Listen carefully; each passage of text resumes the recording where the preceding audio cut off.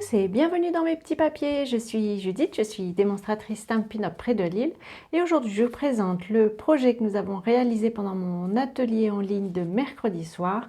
C'est une carte au coloriage magique. En fait, quand on tire sur la petite poignée, le dessin se colorie comme par magie. Voilà, c'est une petite carte en fait très simple que nous allons réaliser tout de suite. Pour cette carte, je vous donnerai comme toujours les mesures dans la barre d'infos qui se trouve en bas de la vidéo si vous êtes sur YouTube et puis sur le blog aussi si vous y êtes.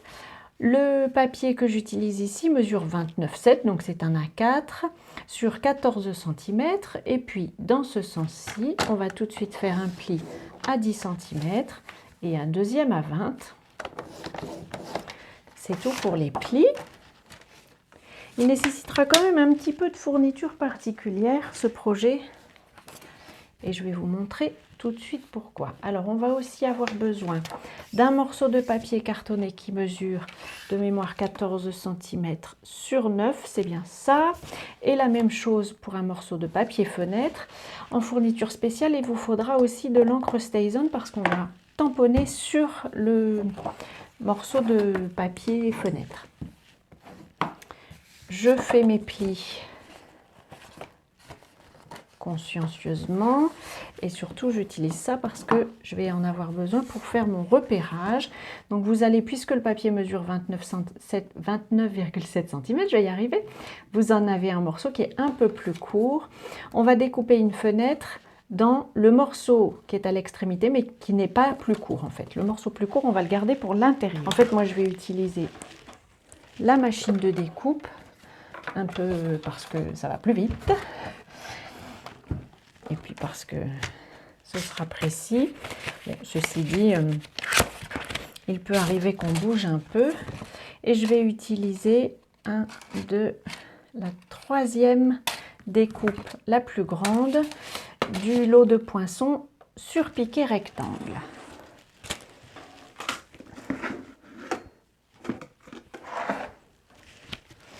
Je vais donc préparer mon sandwich. Donc comme j'avais repéré, c'est cette partie-ci que je vais perforer. J'ouvre bien ma carte pour qu'il n'y ait pas de pli intempestif qui soit marqué. Et puis je place ma fenêtre au centre de ma partie. Je fais très attention de ne pas bouger ma fenêtre. Hop, je la pince. Et ensuite, c'est parti dans la machine. Alors comme il y a une ligne droite à passer, voilà, ça fait crack, mais ce n'est pas grave, c'est normal.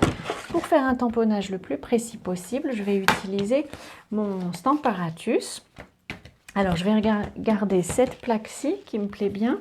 Et alors je vais pouvoir déposer mon papier fenêtre et mon papier blanc, comme ceci, tous les deux, chacun leur tour, en haut à droite. Je vais utiliser pour cette version-ci de ma carte le set de tampons Parfum de fraise. J'ai envie de faire un petit décor.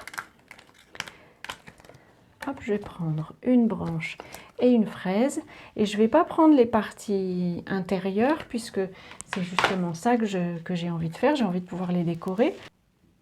J'ai choisi de faire une image en un coup, juste parce que pour la vidéo, je ne vais pas passer trop de temps à vous expliquer ça et risquer de vous ennuyer. Je vais mettre quand même un petit aimant qui est rangé en dessous, si j'arrive à l'attraper.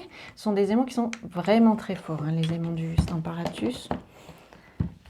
Hop, je vais le mettre ici sur le bas. Alors je me suis gardé un espace en bas parce que comme sur mon prototype, c'est là que je vais mettre le souhait. Et donc comme je vous disais, je vais utiliser mon encre StazOn, alors qui aurait besoin d'être réancrée, mais j'attends la livraison de l'encre. Par contre, vraiment, c'est cette encre-là qu'il vous faut, parce qu'elle est magique pour tamponner sur le papier fenêtre, justement, que voici. Et je vais utiliser le bon.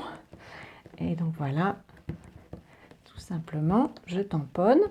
Si vous n'avez pas de Stamparatus, vous allez pouvoir d'abord tamponner votre papier blanc. Je vais essayer de tamponner une deuxième fois parce que j'ai des endroits qui sont moins bien ancrés, mais c'est ça qui est magique avec le Stamparatus, c'est tout à fait faisable. Voilà, je vais bien insister sur les parties qui me semblent moins ancrées. Donc je vous disais, si vous n'avez pas de Stamparatus, c'est faisable. Les tamponnez d'abord sur votre papier blanc et ensuite posez votre papier fenêtre sur le dessus et de préférence du coup utilisez un set de tampons transparent pour que vous puissiez voir correctement ce que vous êtes en train de faire. Je vais nettoyer mon tampon et surtout je n'enlève pas mes images puisque j'ai besoin que mon autre tampon soit vraiment ancré pile au même endroit. Voilà. Et donc cette fois-ci, puisque j'ai envie de mettre en couleur mon illustration avec des Stampin' Blends, cette fois-ci j'encre avec l'encre Memento qui est parfaite pour la mise en couleur avec des blends. Là, elle est un peu plus ancrée et du coup en un coup c'est parfait. Je vais pouvoir continuer de tamponner. J'ai choisi un souhait qui vient du même lot parfum de fraise et j'ai pris Que ta journée soit délicieuse. Je vais le tamponner sur une bande de papier blanc. Alors c'est une bande parfaite parce qu'elle provient en fait de... C'est un reste quand on coupe une feuille de papier cartonné blanc pour faire un devant de carte. C'est la dimension qui reste. Et je vous l'ai déjà dit, j'ai tendance à tout garder. Je ne sais pas si c'est bien ou pas bien. Mais du coup, je suis ravie quand je trouve des petites utilisations comme celle-ci pour mes chutes de papier. Je la dépose sur une base. Alors je pense qu'elle va être un chouïa trop grande, c'est ça. Elle fait un peu trop. Ma carte fait 10 cm, donc je vais centrer par rapport aux 10 cm. Hop, comme ceci. Voilà. Et donc je redécouperai une fois que j'aurai posé ça sur la carte. On va pouvoir maintenant faire la mise en couleur de nos fraises. J'ai attendu un petit peu que le tout sèche. J'ai terminé la mise en couleur de ma carte. Vraiment, comme je vous disais, l'idée c'est aujourd'hui de vous montrer la technique. Je vais découper. Là, j'ai choisi une perforatrice étiquette du quotidien. Je vais découper une étiquette toute simple que je vais plier en deux. Alors, comme ceci. Voilà.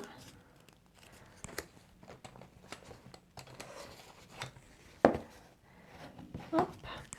Et en fait, c'est elle qui va me servir à glisser un peu tout ça. Je vais y mettre, pour la faire tenir, de l'adhésif découpe facile sur les deux parties que je viens de plier.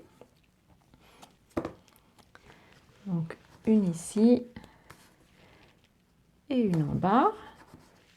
Je vais commencer par enlever la première bande pour placer ma feuille blanche dessus. Donc je la place à peu près au milieu et sur le pli. Et puis je vais mettre ma partie en papier fenêtre et je la positionne exactement sur le dessin que je viens de colorier. L'idée c'est que les deux soient vraiment superposés. Et hop, je referme. Personnellement, j'avais envie d'avoir un petit mécanisme qui empêcherait la carte de sortir complètement. Vous voyez, quand je tire dessus, elle est bloquée, elle ne peut pas s'en aller. Pour ceci, j'ai utilisé à nouveau une chute de papier cartonné, le papier de base, et en fait j'en prends une partie. Là je coupe de façon un peu grossière, une bande à la largeur de mon papier, et je vais la coller hop, en bas du panneau central. Ça va être mon système de blocage vers le bas. Ça va permettre que mon dessin ne descende pas complètement, ne s'enfonce pas complètement dans la carte. Il sera plus facile à attraper. Mais ça, à la limite, ce n'est pas le plus indispensable.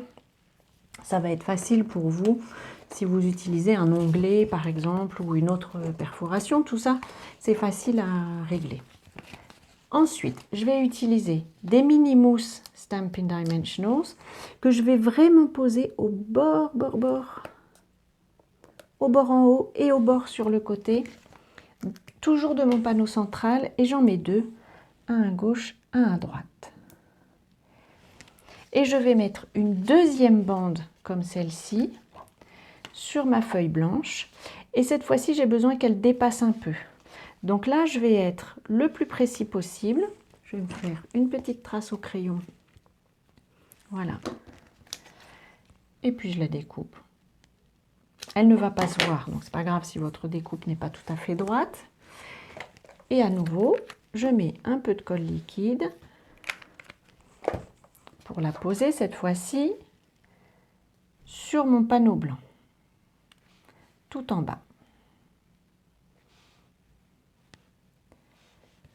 Voilà. Voilà. Donc c'est donc un savant mélange entre, il faut que votre papier glisse bien et en même temps, il faut qu'il soit bloqué par les mousses qui sont ici. Quand ça c'est fait, je vais pouvoir enlever les protections des mousses et fermer ma feuille. Je vais redescendre ma carte. Alors comme la plupart des cartes à mécanisme, la première fois ça accroche un peu et donc il faut que vous formiez un peu le passage voilà, en tirant dessus et en la repositionnant. Hop, voilà. Et donc cette partie-ci, je vais la coller. Alors, je vais utiliser aussi de l'adhésif découpe facile. Je laisse ma carte dedans parce que ça va être mon indication. C'est la zone à ne pas dépasser. Personnellement, je n'ai pas mis d'adhésif ici pour être certaine de ne pas gêner la fermeture. Et là, donc, il va me falloir vraiment des bandes très étroites.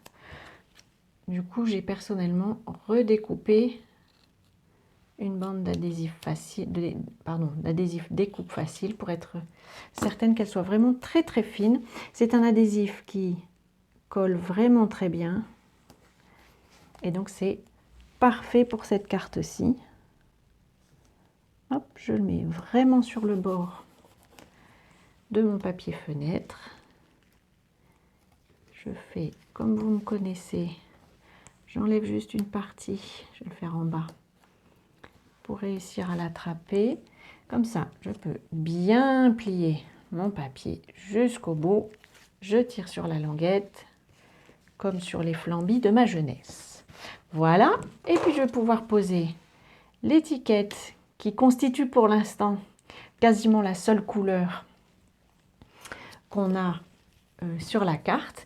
Et puis je vais aussi le découper à l'adhésif découpe facile, à nouveau parce que c'est un adhésif qui est sec. Et du coup, je suis certaine, c'est ici, je suis certaine qu'il ne va pas s'étaler et risquer de coller mon mécanisme et du coup bloquer la carte. Hop, je le mets bien au bord. Si ça dépasse comme ceci, ça n'est pas grave. Une fois que j'ai enlevé la protection, je replie la partie qui déborde. J'enlève la deuxième protection, si elle veut bien venir avec moi, voilà. Je la pose en l'appuyant à gauche. Et donc, comme prévu, j'ai une partie ici à découper. Je vais la découper comme ceci. Voilà. Et voilà la deuxième carte, la version fraise de ma première. Comme je vous disais au début, il faut bien la former. J'aime bien vous la présenter Comme ceci, on voit bien le côté magique de la carte qui se met en couleur un peu à la fois. Voilà, j'espère que cette petite technique vous aura inspiré. Si c'est le cas, envoyez-moi vos photos. En tout cas, avant notre prochaine rencontre créative, je vous souhaite bien entendu de passer de belles journées et je vous embrasse.